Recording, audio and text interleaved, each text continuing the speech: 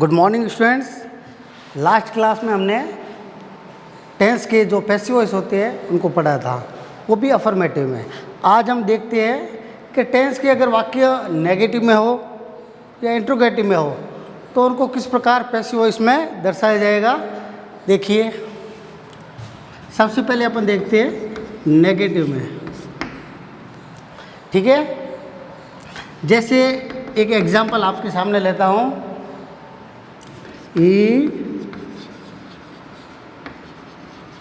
He does not play cricket। ये sentence है active voice में। He does not play cricket। वो cricket नहीं खेलता है। इस वाक्य में ही अपने सब्जेक्ट है, डज हेल्पिंग वर्ब है, नॉट का प्रयोग हुआ है नेगेटिव के हिसाब से, प्ले अपने मेन वर्ब, क्रिकेट है अपने ऑब्जेक्ट। तो देखते हैं इसका पैसिव वॉइस कैसे होता है। वही सेम रूल्स है, ऑब्जेक्ट को सब्जेक्ट बनाएंगे। क्रिकेट, चूँकि यहाँ पर ये वाक्य प्रेजेंट सिंपल का नेगेटिव है, इसलिए उसके अनुसार हेल्पिंग वर्ब का प्रयोग होगा। इज नॉट मेन वर्ब की थर्ड फॉर्म, प्लेड बाय ही का हो जाएगा हिम। ये हो गया अपना पैसिव वॉइस। एक बार वापस देखिए। He does not play cricket. वह क्रिकेट नहीं खेलता है। पैसिव क्या हो गया? Cricket is not played by him. Cricket उसके द्वारा नहीं खेला जाता है। एक और उदाहरण देखिए। एक और उदाहरण देखते हैं। Ram was not eating food. Negative के वाक्य करा रहा हूँ अलग अलग टेंसेज में। Ram was not eating food, दिया हुआ वाक्य नेगेटिव में है। देखते हैं इसमें राम क्या है? सब्जेक्ट। वाज क्या है? Helping verb. नॉट नेगेटिव के हिसाब से। ईटिंग है मेन वर्ब एंड फूड है ऑब्जेक्ट। तो स्टूडेंट्स देखिए इस वाक्य का पैसिव वॉइस कैसे होता है। फूड, चूँकि दिया हुआ सेंटेंस है वो पास्ट कंटिन्यूस में है, इसलिए उसके अकॉर्डिंग हेल्पिंग वर्ब का प्रयोग करेंगे। फूड वाज नॉट बीइंग लगता है, आपको पता ही होगा, इटन बाय राम है तो राम की जगह राम का ही प्रयोग होगा। ये हो गया अपना पैसिव वॉइस। एक और उदाहरण देखते हैं।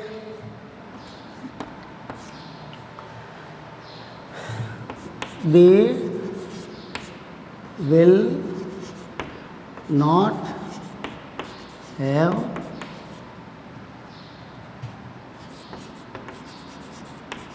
Finished work. देखिए वापस, they will not have finished work. वे गृह कार्य व कार्य पूर्ण नहीं कर चुके होंगे। इसका पैसिव कैसे होगा देखते हैं। दिए हुए सेंटेंस में दे क्या है? सब्जेक्ट। विल हैव है वो हेल्पिंग वर्ब है, साथ में नॉट का प्रयोग किया जाता है। फिनिश्ड है मेन वर्ब एंड वर्क है ऑब्जेक्ट। देखते हैं इसका पैसिव वॉइस कैसे होता है। वर्क, क्योंकि ये अपना दिया हुआ टेंस है, ये फ्यूचर परफेक्ट टेंस का है, इसलिए उसके अनुसार हेल्पिंग वर्ब का प्रयोग करेंगे। Work will not have been. इसमें बीन जुड़ जाता है, ये ध्यान रखना।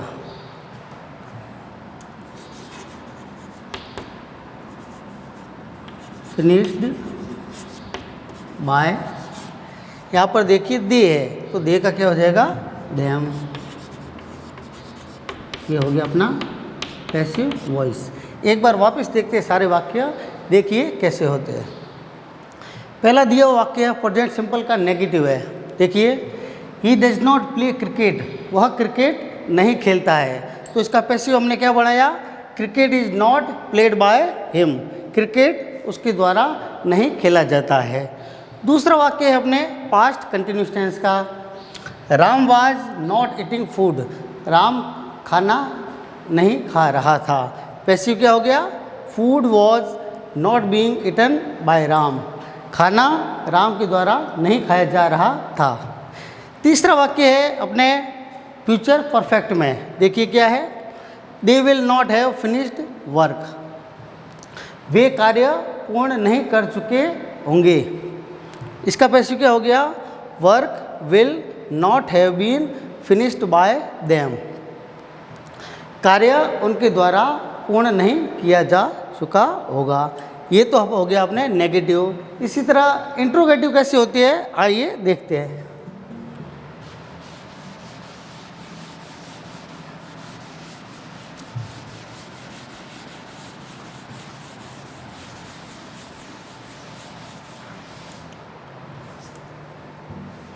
अब करते हैं इंट्रोगेटिव में अगर सेंटेंस हो तो उनका पैसिव कैसे बनता है।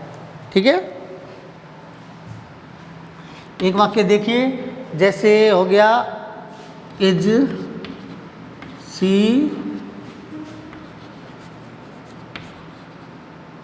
वॉशिंग क्लोथ्स, ये है अपना एक्टिव वॉइस। देखिए स्टूडेंट्स, दिए हुए सेंटेंस में इज है अपने helping verb. Helping verb first इसलिए लिखा गया है क्योंकि दिया हुआ सेंटेंस कैसा है, इंट्रोगेटिव। सी सब्जेक्ट,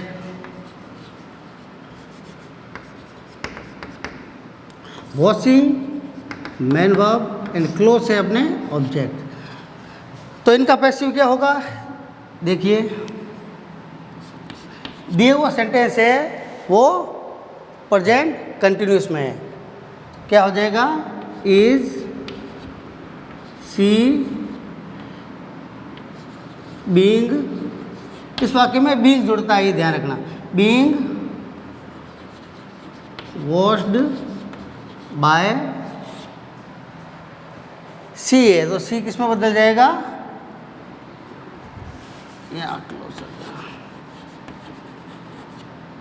बाय हर। ये हो गया पैसिव वॉइस। एक और वाक्य देखते हैं, डिड राम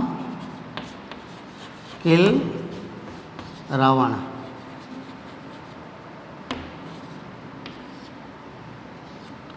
दिया हुआ सेंटेंस है एक्टिव वॉइस में। इसमें है डिड है हेल्पिंग वर्ब, राम है सब्जेक्ट, किल है अपने मेन वर्ब एंड रावण है ऑब्जेक्ट। तो इसका पैसिव क्या होगा, देखिए डिड की जगह स्टूडेंट्स क्या आ जाएगा, वॉज, ऑब्जेक्ट है रावण,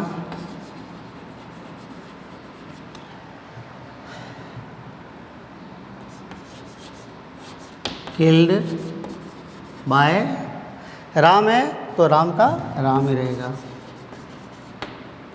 ये हो गया अपना पैसिव वॉइस। एक और उदाहरण देखते हैं, विल ही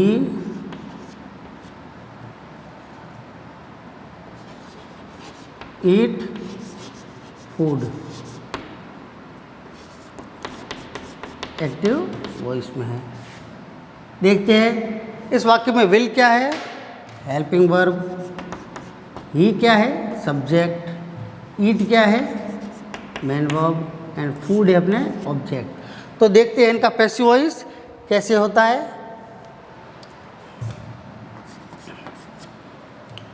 विल का विल ही रहेगा, चूँकि इसमें सब्जेक्ट ऑब्जेक्ट है फूड, वो सब्जेक्ट बन जाएगा। विल और शेल के साथ में बी जुड़ता है, ध्यान रखना।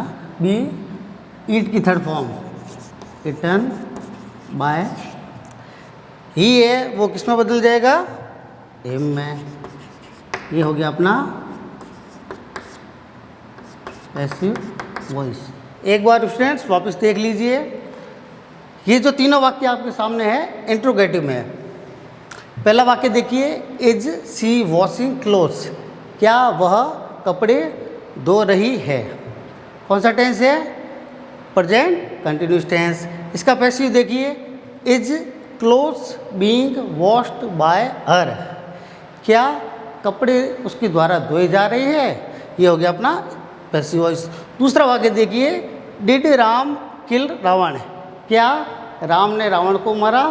पैसिव क्या हो गया, was Ravan killed by Ram, क्या रावण राम के द्वारा मारा गया। तीसरा देखिए, विल ई ईट फूड, ये अपना वाक्य है फ्यूचर सिंपल में। इसका पैसिव क्या हो जाएगा, देखिए will food be eaten by him, क्या खाना उसके द्वारा खाया जाएगा। स्टूडेंट्स अभी हमने जो वाक्य किए हैं लास्ट क्लास में किए थे वो टेंस के अफर्मेटिव किए थे, आज अभी नेगेटिव और इंट्रोगेटिव के किए। आगे हम देखते हैं,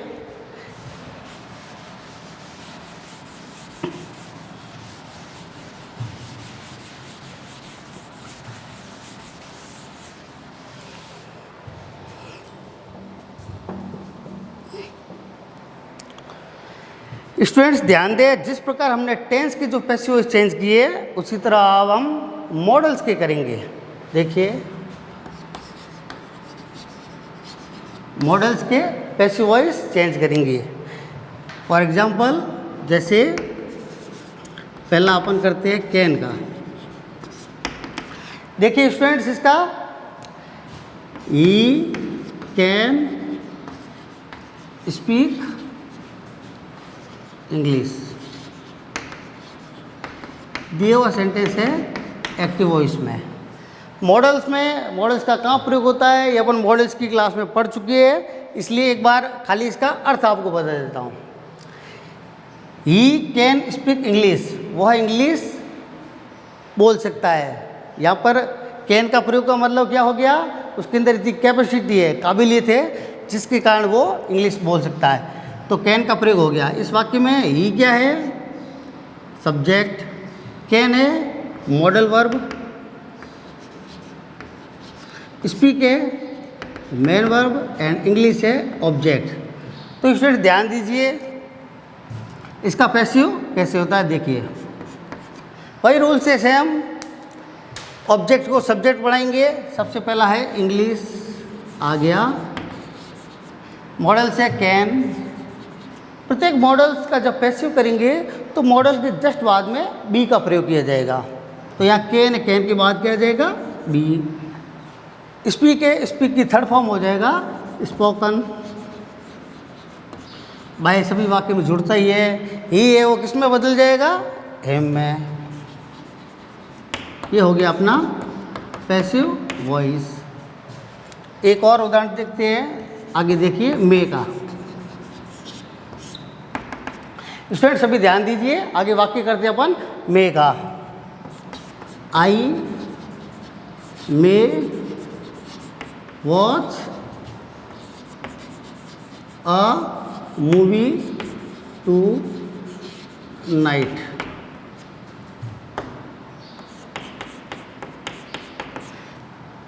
जैसा कि हम मॉडल्स में पढ़ चुके हैं, मे का प्रयोग होता है संभावना व्यक्त करने के लिए। तो दिए हुए वाक्य में एक बार देखिए, आई क्या है सब्जेक्ट, मे क्या है मॉडल, वॉच क्या है main verb and a movie क्या है ऑब्जेक्ट एंड टू नाइट है समय के बारे में बोध करवा रहा है। तो अपन इसका पैसिव कैसे करेंगे, देखिए ऑब्जेक्ट क्या है अ मूवी,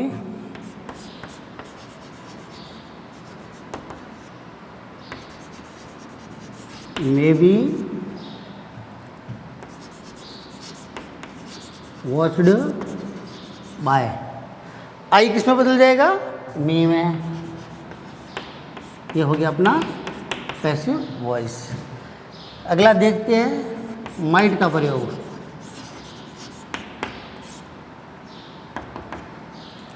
अगला देखिए स्टूडेंट्स, माइट का प्रयोग करते हैं। सी माइट किल द स्नैक। ये हो गया एक्टिव वॉइस। देखते हैं इसका पैसिव वॉइस क्या होगा। वही रूल्स है सब्जेक्ट वाला। द स्नैक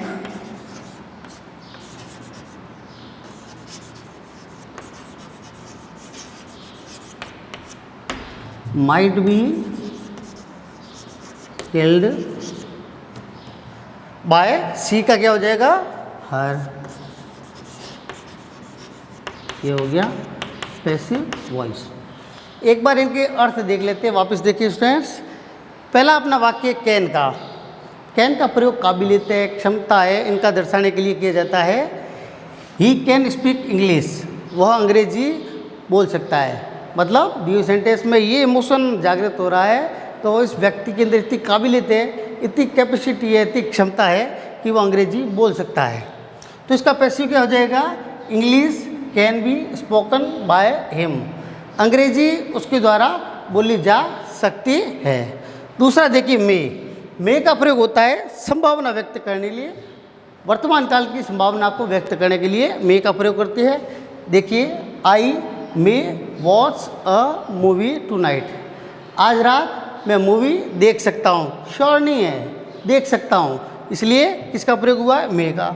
इसका पैसिव क्या हो गया, a movie may be watched by me, एक मूवी है वो मेरे द्वारा आज रात देखी जा सकती है। अगला देखिए माइट का प्रयोग होता है भूतकाल की संभावना को व्यक्त करने के लिए। देखिए सी माइट किल द स्नैक, वो सांप को मार सकती थी। ठीक है, तो इसका पैसिव क्या हो जाएगा, the snake might be killed bye हर, एक सांप है वो उसके द्वारा मारा जा सकता था। आगे और देखते हैं।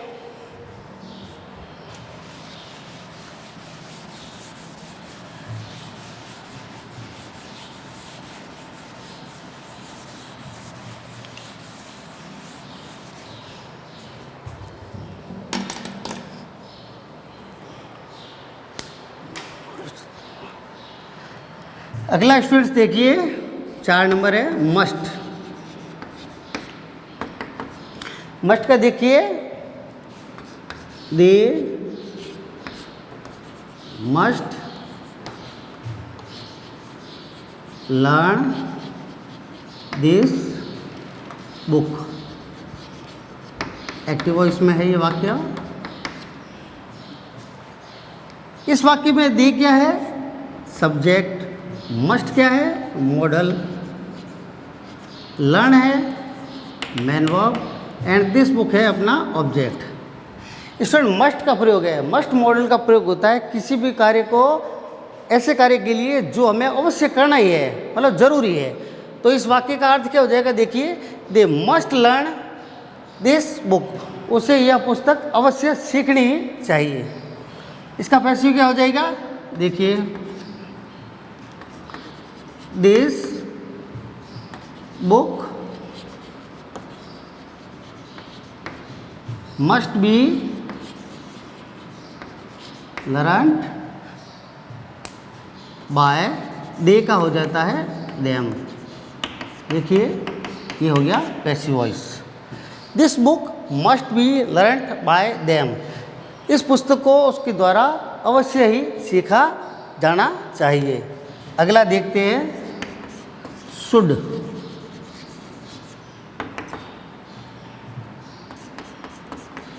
We should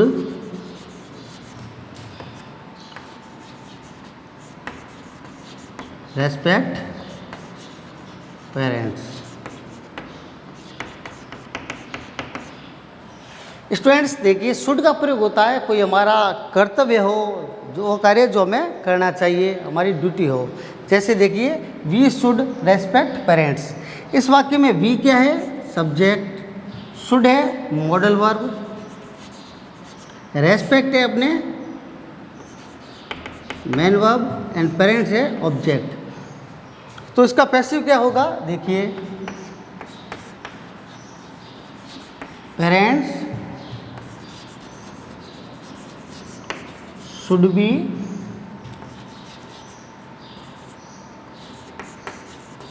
respected by we ए को अस में बदल जाएगा।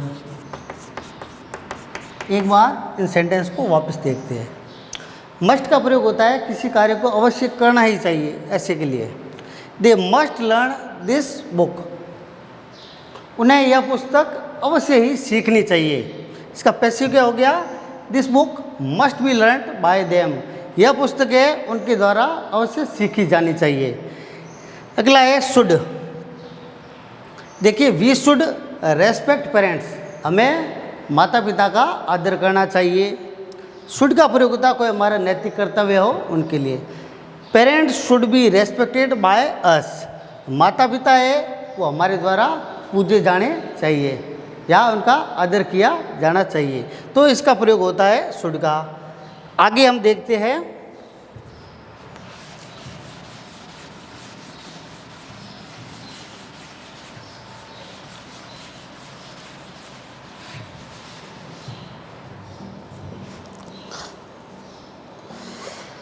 स्टूडेंट्स। अब कुछ ऐसे वाक्य करते हैं जिन्हें इंग्लिश में इंपेरेटिव सेंटेंस कहा जाता है।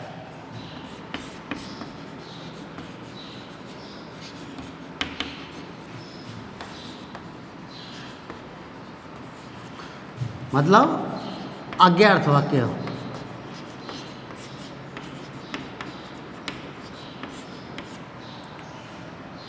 तो एक बार देखते हैं जनरली इंपेरेटिव सेंटेंस किसे कहते हैं।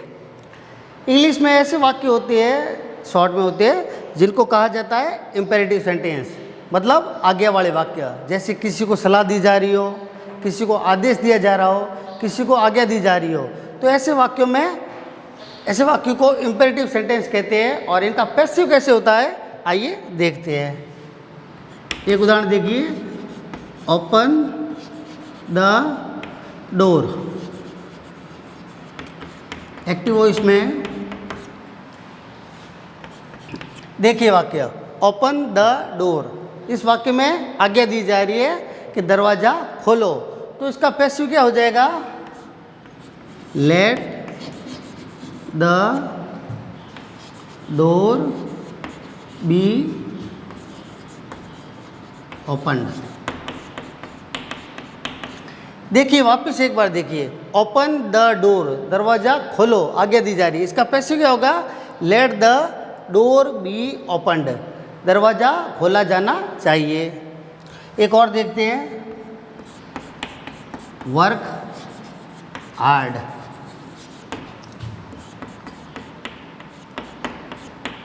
वर्क हार्ड, कठिन परिश्रम करो। इसका पैसिव क्या हो जाएगा, you are advised to work hard.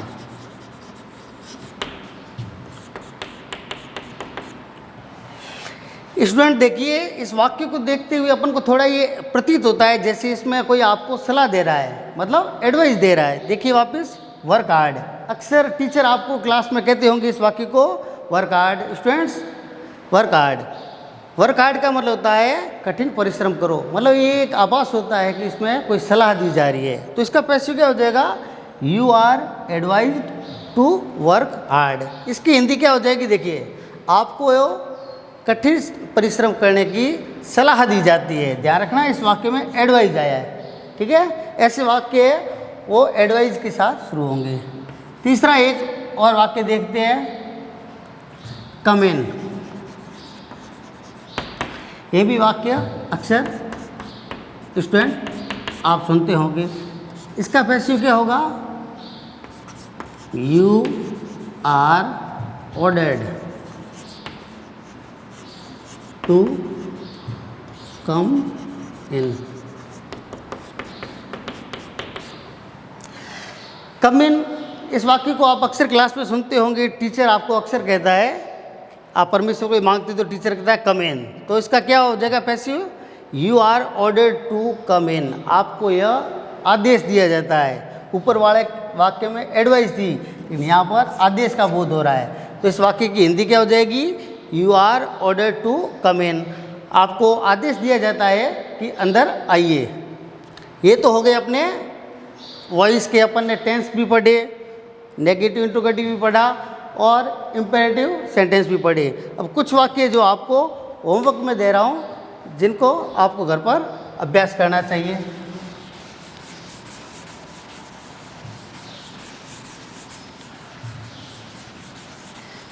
ये जो वाक्य दिए जा रहे हैं, आप इनकी घर पर प्रैक्टिस कीजिए। आपके पास और टेक्स्ट बुक या और ग्रामर की बुक्स होगी, उन पर आप प्रैक्टिस कीजिए। कुछ वाक्य हैं जो आपको होमवर्क में दे रहा हूँ।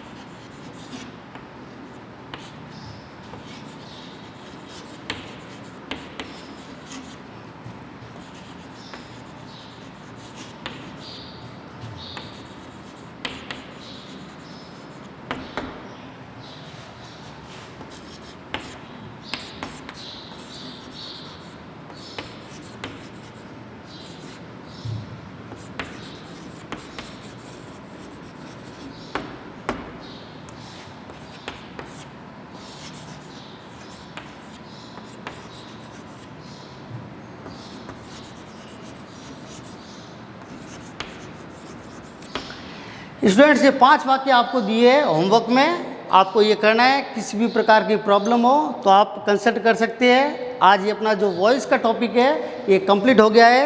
शीघ्र ही एक नए टॉपिक के साथ आपके सामने मौजूद होंगे। तब तक के लिए थैंक्स।